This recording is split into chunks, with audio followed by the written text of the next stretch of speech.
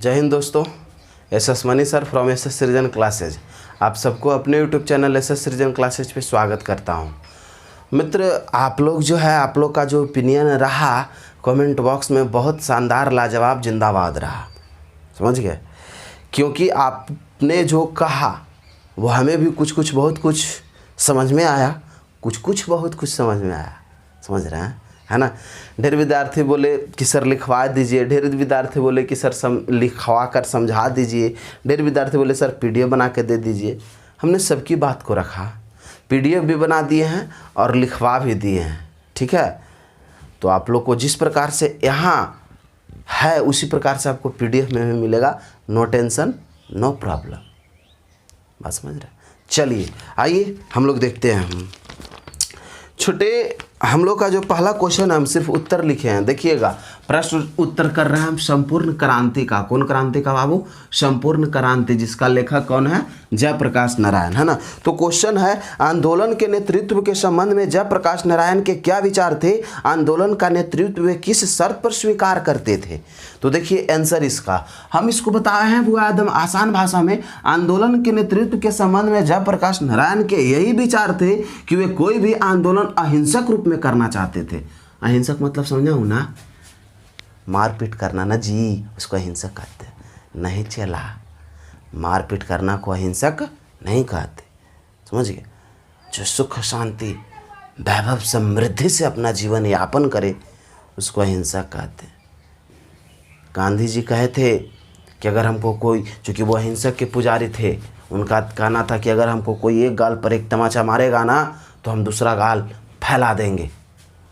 लेकिन भगत सिंह गरम दल के नेता हाल थे। भगत सिंह का कहना अलग था।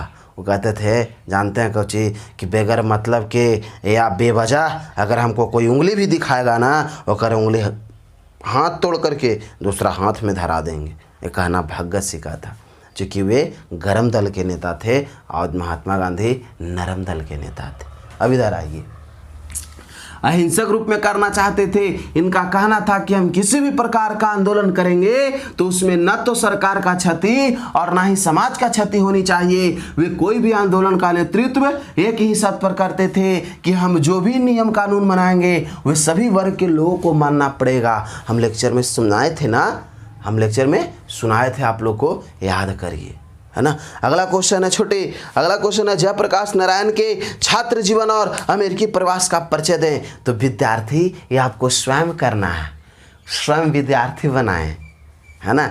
आप लोग को स्वयं बनाना है। आप लोग लिखिए, है ना, कि किस प्रकार से उनका जीवन यापन किए वो, है ना, वो जो छात्र जीवन उनका कैसा रहा। तो आप लोग को लिखना है, जयप्रकाश नारायण का छात्र जीवन बड़ा कठिन है। वे जब अमेरिका अपनी पढ़ाई करने के लिए गए थे तो उनके पास खाने के लिए कुछ नहीं था, है ना? खाने के लिए, रहने के लिए कुछ नहीं था। वो जो है कल कारखाना में काम किए, जहाँ जानवर कटता था वहाँ काम किए। आप जो सुने वो आपको लिखना है। चलिए अगला क्वेश्चन है, अगला क्वेश्चन क्या है भाई? अगला क्वेश्चन है ना छोटे, कि जयप्रकाश नारायण कम्युनिस्ट पार्टी में क्यों नहीं शामिल हुए, है ना? तो हम आपको बताए थे कि वो कम्युनिस्ट पार्टी में इसलिए नहीं शामिल हुए क्योंकि बाबू कहने का अर्थ है कि लेनिन की मृत्यु हुई थी, है ना? और लेनिन जो पुस्तक लिखा था समाजवाद और मार्क्सवाद पर, है ना, उसको जो अध्ययन कर लिए थे और लेनिन बताए थे कोची कि अगर जो गुलाम देश है, अगर उस गुलाम देश में, अगर बाबू कहने का अर्थ है कि जो पार्टी देश का समर्थन करता है, जो पार्टी देश का नेतृत्व करता है, अगर वो बाबू कहने का अर्थ है बाबू कि उस पार्टी में आप शामिल होते हैं, तब सार्थक रूप से आप भी जो है देश का समर्थक कहलाएंगे। ये कहना किनका था? लेनिन का कहना था, है ना? और लेनिन की मृत्यु कब हुई? 1924 ईस्वी में हुई। बस समझ रहे हैं? लेनिन की मृत्यु कब हुई थी? 1924 ईस्वी में हुई थी।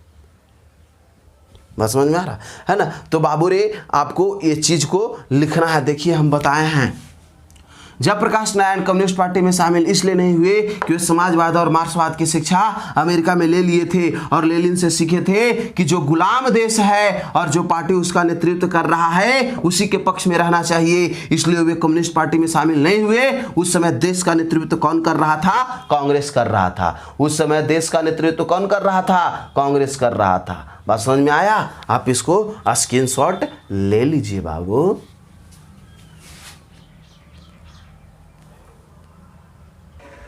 आगे देखिएगा, आगे हम लोग का जो है बाबू व्याख्या करना है। कुछ करना है छोटे, व्याख्या करना है। क्वेश्चन है ना बाबू कि पाठ के आधार पर प्रसंग स्पष्ट करें। अगर कोई डेमोक्रेसी का दुश्मन है, डेमोक्रेसी मतलब समझता है ना लोकतांत्रिक, है ना, का दुश्मन है, तो वे लोग दुश्मन हैं जो जनता का शांतिमय कार्यक्रमों में बाधा डालते हैं, उनकी गिरफ्तारियां करते हैं, उन पर लाठी चलाते हैं, गोलियां चलाते हैं। तो देखिए लाठी या गोलियां कौन चलाने का काम करता है? सरकार अपना निकम्मापन, अगर हम किसी भी, अगर सरकार के द्वारा जो प्रस्ताव निकाला जाता है, जो किसी भी प्रकार का बिल निकाला जाता है जनता के लिए, अगर जनता को वो अच्छा नहीं लगता है तो इसके चलते वो विद्रोह करता है, और विद्रोह जब करता तो उस पर लाठी डंडा गोला बारूद बम बारूद जो है सकी बरसाया जाता है। और जो बरसाया जाता है वो कहीं ना कहीं सरकार अपना निकम्मापन दिखाती है, निकम्मापन जो है बताती है। वो सरकार जो है अभद्र व्यवहार करती है, किसके साथ करती है? तो जनता के साथ करती है। वो सरकार सार्थक रूप में सही काम नहीं करती है जनता के साथ, है ना, वो जो है अपना निकम्मापन दिखाता, अपना कमजोरी दिखाता है ना, लाठी डंडा बरसा करके, है ना। तो आपको जो है व्याख्या करना कुछ लंबा जाएगा, तो आपको पीडीएफ में डला जाएगा, कोई दिक्कत है ना। आपको हम समझा दिए हैं डेमोक्रेसी लोकतांत्रिक। तो अगर आप लोकतांत्र व्यक्ति हैं, है ना, अगर सरकार के द्वारा कोई बिल या कोई प्रस्ताव या किसी भी प्रकार का नियम कानून निकलता है ना जनता के लिए, लेकिन जनता को वो अच्छा नहीं लगता है, बेकार लगता है, अगर जनता उसको विरोध करती है तो कहीं ना कहीं जो लाठी डंडा बरसाता है सरकार, है ना, तो अपना निकम्मापन, अपना कमजोरी दिखा रहा है। बात समझ रहे? चलिए अगला क्वेश्चन, है ना, अगला क्वेश्चन है, सुनिएगा छोटे। बापू और नेहरू की विशेषता का उल्लेख जेपी ने अपने भाषण में किया है ना। तो आपको हम बताए थे, ये भी आपको से बन जाएगा। देखिए लिखाना बड़ी बात नहीं है, पहले बात को समझिए। जो विद्यार्थी खुद ब खुद क्वेश्चन आंसर कर लेंगे वही तो सच्चे रूप में उस बात को समझे। समझ रहे हैं? आप सही रूप में उस बात को समझे अगर आप खुद ब खुद क्वेश्चन आंसर कर लेते हैं तो देखिए क्वेश्चन क्या है छोटे, कि बापू और नेहरू का उल्लेख की विशेषता का उल्लेख जेपी ने अपने भाषण में किया है। तो देखिए बापू कहे थे कि जब हम नौजवान थे ना, हम आपको आंसर बता रहे हैं, सुनिएगा। जब हम पीडीएफ में सब डलाइल है, कोई दिक्कत नहीं होगा। जब हम नौजवान थे ना, है ना, तो उस समय है ना, अगर हम किसी भी प्रकार का बात अगर बापू के नहीं मानते थे तो बापू हमको प्यार से बुला करके, है ना, स्नेह पूर्वक समझाने का काम करते थे। लेकिन हाँ, नेहरू जो थे ना, नेहरू चाचा, उनका बातों को हम हमेशा आलोचना करते थे। कोई भी वो बात बोलते थे ना, किसी भी प्रकार के, हम उनको बेइज्जती कर देते थे। और जब बेइज्जती करते थे तो बेचारा बुरा नहीं मानते थे, वो भी जो है प्यार से बुला करके समझाते थे, न कहते थे, वो हमसे बहुत प्यार करते थे। ये कौन कह रहे हैं? जयप्रकाश नारायण। चलिए अगला क्वेश्चन है, भ्रष्टाचार की जड़ क्या है? क्या आप जेपी से सहमत हैं? इसे दूर करने के लिए सुझाव दें। बताइए। अरे भ्रष्टाचार की जड़ क्या है? आपको हम बताए थे भ्रष्टाचार की सबसे बड़ी जड़ क्या है। उस दिन हम आपको बताए थे कि सरकार की गलत नीति, ये भ्रष्टाचार के प्रमुख जड़, भ्रष्टाचार के प्रमुख जड़ है सरकार के गलत नीति, बेरोजगारी, महंगाई, ये जो है भ्रष्टाचारी के प्रमुख जड़ है। ये सब प्रमुख जड़ माने जाते हैं।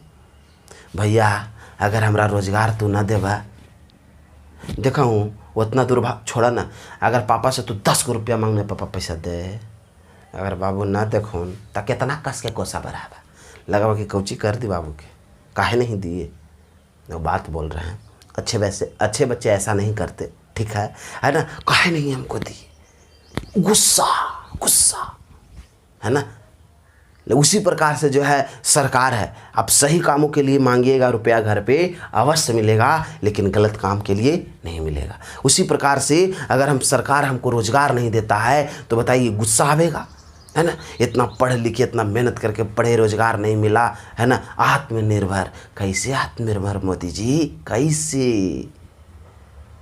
हैं आत्मनिर्भर आदमी कब बने? देखा हूँ, जैसे अब हम बड़ी दूर तक एग्जाम्पल ना देवो, इर्द गिर्द वाला एग्जाम्पल देवो जो तोरा अगल बगल घूमते नजर आवा है। जैसे देखो हूँ, अगर मान के चला कि तोर घर में कोई भाई के जॉब लगलो, तो देखो अगर वो जहाँ पोस्टिंग उनका रहा है बाबू, जहाँ वो रहा हथिन, वहाँ अपना पूरा फैमिली के लेकर के रहा हथिन, वो आत्मनिर्भर हो जाथिन खुद पर, है ना। घरे से उनका कोई मतलब न रहा है, घरे से वो 1 आध रुपया न उठावा हथिन, है ना, घरे से न मांग चांग कराथिन, यहाँ तक कि घरे अपना परिवार के सपोर्ट कराथिन, पैसा उसा भेजावा हथिन, जब वो उनका मिला है तब वो आत्मनिर्भर हुए, है ना। यानी कहने का आत्मनिर्भर कहने का मतलब है कि दूसरे व्यक्ति किसी दूसरे व्यक्ति पे डिपेंड नहीं रहे। तो आत्मनिर्भर कब बनेगा? जब आप रोजगार दीजिएगा, वो अपना काम करेगा, धंधा करेगा, उससे पैसा आवेगा, आत्मनिर्भर बनेगा, परिवार को भी चलाएगा स्वयं से, है ना। पिताजी को टेंशन नहीं रहेगा कि हम अपने बच्चों को कहाँ से दें पैसा, किस प्रकार से दें, वो खुद अपने पिताजी को पैसा देगा, इसलिए वो आत्मनिर्भर कहलाएगा। तो भ्रष्टाचार की जड़, है ना, सरकार के गलत नीति है, इसके कारण जो है महंगाई है, भुखमरी है, बेरोजगारी है ना, ये सब जो है भ्रष्टाचार के प्रमुख जड़ है। यहाँ तक कि बगैर रिश्वत लिए कोई भी धंधा या कोई भी काम नहीं होता। बैंक में जाइए या किसी भी प्रकार के आप काम कराइए, वहाँ आपको क्या देना पड़ेगा? रिश्वत देना पड़ेगा। क्या देना पड़ेगा? रिश्वत देना पड़ेगा, है ना। ये कौन कह रहे हैं? बाबू जयप्रकाश नारायण। क्या आप इनकी बातों से सहमत हैं? हाँ, हम इनकी बातों से क्या हैं? सहमत हैं। और इसको दूर करने के लिए जो है लोक कल्याणकारी सब मिलकर के जो है एक कानून बनाए, है ना, समाज के लिए एक कानून बनाए, है ना, जो लोग ऐसी नीति बनाए या ऐसी नियम बनाए जो लोक कल्याणकारी हो, समाज के लिए लोक कल्याणकारी हो, है ना। चलिए अगला क्वेश्चन देखिए। अब इतिश्राय खंडम जो है यह अध्याय समाप्त होगा, लेकिन एक चीज़ और छोटा है, सुनिएगा। जो है दिनकर जी की मृत्यु कैसे हुई? तो सुनिएगा बच्चों, दिनकर जी की मृत्यु जो है हार्ट अटैक के कारण हुई थी, है ना। पटना के जो है हुआ नर्सिंग बिल्डम हो अस्पताल में हुआ था, है ना, हार्ट अटैक के कारण। किनकी मृत्यु हुई थी? रामधारी सिंह दिनकर की, है ना। अभी जो है लेसन समाप्त हो गया। अब सुनिएगा, जो है अगला दिन चलेगा ना छोटे, वो जितना आप कमेंट किए हैं, किसी भी प्रकार का कोई भी प्रकार का बात नहीं समझ में आया है या हम ऑब्जेक्टिव जितना हम दिए हैं वो सब का सॉल्यूशन कल करवाएंगे, ठीक है। कल जो है इंपॉर्टेंट क्लास रहेगा। जितना ऑब्जेक्टिव हम बताए हैं, जितना टेलीग्राम पर दिए हैं, जो विद्यार्थी टेलीग्राम से नहीं जुड़े हैं वो अवश्य जुड़ जाएं, जो व्हाट्सएप पे नहीं जुड़े हैं वो भी अवश्य जुड़ जाएं, समझ गए। और कहीं ना कहीं आप लोग के लिए बेनिफिट ही होगा, है ना। चलिए आज भर के लिए इतना है।